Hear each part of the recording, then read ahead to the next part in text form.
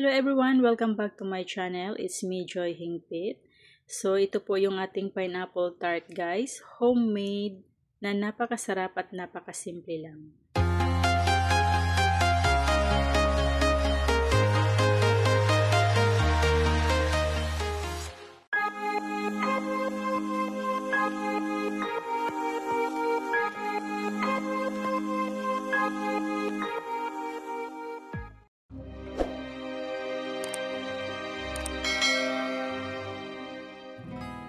In a mixing bowl, isift natin yung ating flour para iwas buo-buo.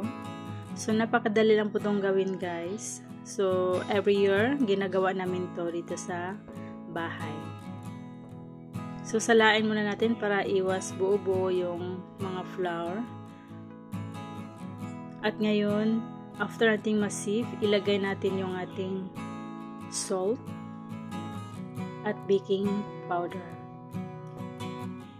So, salain na lang din natin to guys. Kasi may mga buo-buo din yan siya, no? So, after nyan, haluin natin ng mabuti para mag-mix well yung baking powder at saka yung ating salt. So, ito po yung ating butter guys. So, hiniwa-hiwa ko na po siya ng maliliit. At yun, i-mix natin. I-knead lang natin to guys until makabuo tayo ng para po siyang breadcrumbs. Para makagbuo tayo ng pastry ng ating pineapple tart. Nakatulad nito guys, so para po siyang breadcrumbs. So, after nito, set aside muna natin. So, maglagay tayo ng 3 egg yolk. At ilagay na din natin yung ating castor sugar at yung ating vanilla essence. So, slowly natin na i-mix para mag-well combine lahat ng ating mga ingredients.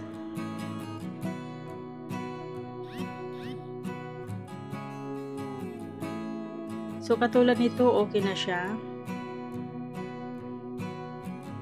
Haluin ko muna saglit.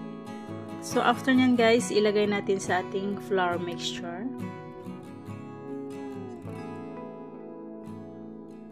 At ngayon, ilagay natin yan ng ating egg yolk mixture. At maglagay din tayo ng warm water. Huwag yung masyadong mainit, yung tama-tama lang. So, ngayon haluin natin guys until makabuo tayo ng dough. So, napakadali lang po itong gawin guys. Every year talaga ginagawa namin to. Kaya pag Chinese New Year, busy-busyhan talaga ako dito. Kasi hindi na kami bumibili ng pineapple tart sa labas. Mas maganda yung homemade kasi wala po siyang artificial na nilalagay. At alam natin na malinis talaga. So, kailangan pag gumawa kayo nito guys, malinis yung kamay nyo ha. So, ito na po yung ating dough sa ating pineapple tart. At ngayon, ang gagawin natin nito is balutin natin to siya ng cling wrap. Balutin ng cling wrap at ilagay natin sa refrigerator for 30 minutes or i-rest muna natin for within 30 minutes. After 30 minutes, ito na po yung ating dough sa ating pineapple tart at natimbang ko na po siya ng 10 grams each at ito na din ng ating pineapple paste na na-weigh ko na rin to ng 10 grams each. So, i-flatten lang natin yung dough at ilagay natin yung pineapple paste sa gitna at i-close natin siya katulad nito. Yan. Madali lang siya guys na gawin. Pero kailangan may patience. Patience is the key para makagawa tayo nito. So, same process lang ang paggawa natin nito guys.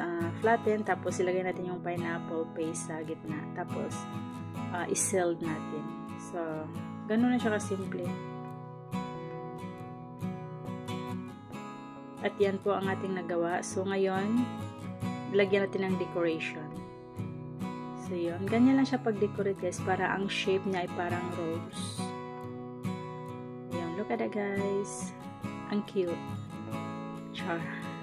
So, same process lang guys ang paggawa ng ating decoration. So, yun. Sanay na akong gumawa nito guys. Kasi every year kasi talagang ginagawa ko to. So, same process lang ang pag-decorate. Kailangan meron kayong yung katulad niya na pang-decoration. I-pinch-pinch mo lang sa gilid. Tapos yun, parang rose na po yung shape niya. At ito na po lahat yung ating nagawa, guys. So, ang susunod natin gagawin, kukuha lang tayo ng 2 egg yolk. So, ito na po na-mix ko na, guys. At saka nilagyan ko siya ng konting water. Tapos, lagyan natin ng egg wash sa ibabaw para pag once na mabake natin, medyo yung kulay niya is medyo golden yellow siya. Kasi wala po to siyang coloring ang aming pineapple tart, guys. So, lahat talaga is walang artificial na nilagay. So, yun, lagyan natin ng egg wash sa ibabaw.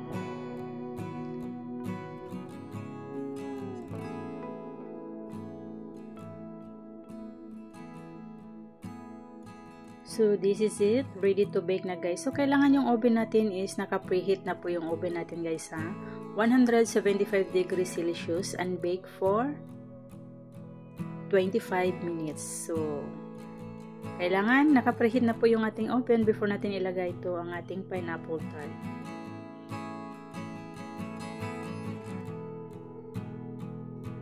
So, bake lang natin to 175 degrees Celsius for 25 minutes. And this is it, ang ating finished product ng ating pineapple tart. So, napakasimple at napakasarap talaga. Kung malapit lang kayo dito, guys, anytime pwede ko kayong bibigyan para makatikim naman kayo ng pineapple tart homemade na ginawa namin dito sa bahay. So, look at that, guys. Napakasarap nito. Ayun. So, after nito, guys, ipack ko siya sa bottle. And this is it ang aking nagawa. So, yun po, lahat ang aking nagawa. So, meron pang iba dyan, guys, hindi ko nasali. So, thank you for watching, guys. God bless. Bye for now.